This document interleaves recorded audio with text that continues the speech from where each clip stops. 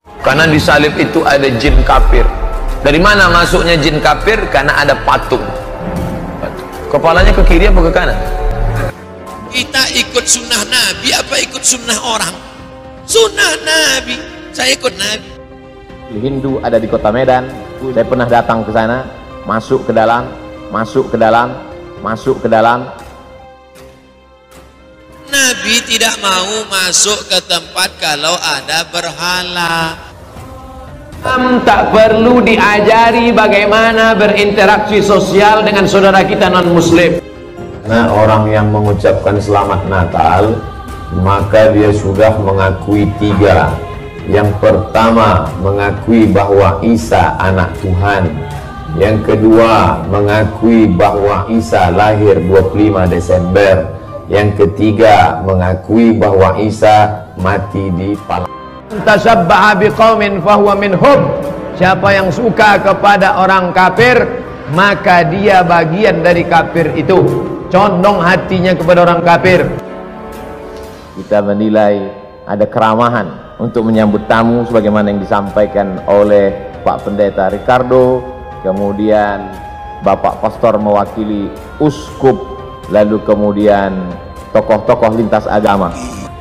Islam tak perlu diajari bagaimana berinteraksi sosial dengan saudara kita non-muslim. Kalau tak sanggup mengkafirkan dia waktu hidup, kafirkan dia menjelang kematian. Tak juga sanggup, antar dia ke makamnya pakai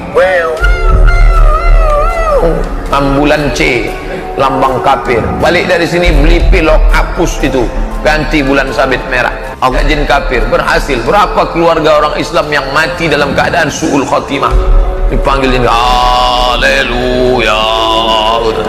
Membedakan kebablasan, tak bisa membedakan mana toleransi, mana telur asin. Harus bisa dibedakan. Bagaimana cara umat Islam bisa mandiri secara ekonomi sehingga generasi Islam berikutnya generasi yang cemerlang? Jangan belanja di toko kafir. Tuh, kalau kita mau bantu ekonomi umat Islam jangan belanja di toko kafir. La tasubbul ladzina yad'una min dunillah fa yasubbullaha adwan bighairi ilm. Jangan memaki orang-orang yang menyembah selain Allah, karena itu bisa mengantar dia memaki agamamu. Dia agama tidak mengajarkan begitu. Ini tadi ayat. Kata Sayyidina Ali, kalimatu haqqin urida bihal batil. Omongannya benar tapi tujuan. Sebabnya kalau kita buka dalam Al-Quran, dikatakan begini, sampaikanlah wahai Nabi Muhammad kepada non-muslim, kami kaum muslimin atau kamu wahai non-muslim boleh jadi dalam kebenaran, boleh jadi juga dalam kesesatan. Ketua Umum Pengurus Besar Nahdlatul Ulama mengucapkan selamat Natal kepada seluruh saudara-saudara saya yang beragama Kristiani dimanapun berada. Dalam Al-Quran itu orang yang pertama mengucapkan selamat Natal adalah Nabi Isa. Wassalamun alayya yauma wulidtu. Salam sejahtera untukku pada hari kelahiranku, pada hari aku dibangkitkan nanti. Jadi tidak ada masalah sebenarnya. Teologi saja, tapi akhlaknya morat-marit. Saya Islam, beriman pada Allah, pada malaikat, pada Quran, pada Muhammad, tapi saya suka nyakiti Anda, suka hoax, suka fitnah.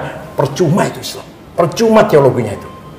Atau sebaliknya, saya rajin sholat, setiap waktu sholat tapi menyakiti tetangga, mulut saya kotor, suka hoax, suka didomba, percuma juga ke masjidnya. Jadi kita harus pemahaman Islam itu utuh, teologinya benar, ritualnya iya, dan akhlakul karimah. Allah Subhanahu wa Ta'ala berfirman, dan janganlah kamu memaki sembahan selain Allah, karena mereka nanti akan memaki Allah dengan melampaui batas tanpa pengetahuan. Sederhananya adalah, kalau kamu tidak mau agamamu dihina oleh orang lain, maka jangan pernah kamu menghina agama orang lain. Jangan Kristen atau Hindu Buddha, saya pun sering dikafir-kafirkan. Ya nggak apa-apa sih, bagi saya nggak apa-apa, cuek, la yazid wa la yanqus, nggak nambah, nggak ngurangin saya disebut kafir. Muhammad pesan-pesan bahwa tidak sekali-kali saya diutus kecuali untuk memperbaiki akhlak. Keterikatan terhadap agama, perilaku dan sebagainya itu sebenarnya yang menjadikan tidak bagus kalau bersikap tidak adil terhadap orang lain. Jangan memaki orang-orang yang menyembah selain Allah, karena itu bisa mengantar dia memaki agamamu, dia memaki Tuhan. kami sering dengar, bahkan di kalangan Kristen ada orang-orang Kristen yang sedikit yang agak nyinyir mendengar ceramah-ceramah Pak Abdul Somad. Kalau ada orang mengatakan kamu kafir, itu berarti dia menutupi haknya Allah. Apalagi nggak hanya menutupi, tapi mengklaim haknya Allah dipakai oleh dirinya. Itu kafir muakkad dan mughaladah. Kira-kira ngono ya, Rek ya. Apa maknanya? Boleh jadi kami benar, kamu salah. Boleh jadi juga kamu yang benar, kami salah. Kalau merasa pendapatnya paling benar, masih bisa kita anggap oke lah. Tetapi kalau pendapat yang benar, lantas dia menyalahkan orang lain, dia memaki orang lain, dia menilai dia sudah masuk neraka, itu tidak. Urusannya beda, yang dihukumi beda, hukumnya beda, kok mau disamakan, berantem nanti. Nah, di sini. Ini terlepas dari jika ada orang masuk karena sesuatu. Selesai. Anda pengen tiba-tiba masuk gereja, pengen apa sih di gereja kok ada suara-suara? Apa sih itu? Itu adalah masuk saja. Ini yang dibahas. Tapi kalau ada orang masuk gereja punya tujuan, bahkan bisa menjadi wajib.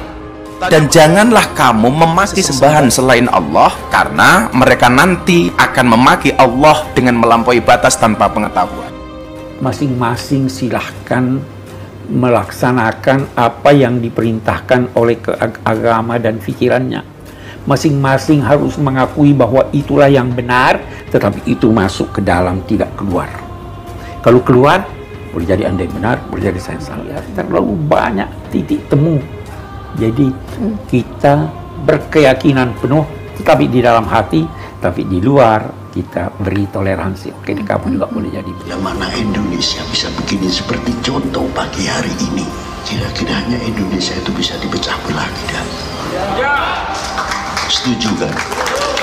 Sama seperti Tasubul ladina yad'una min dunillah wa yasubbullaha adwan bighairi ilm.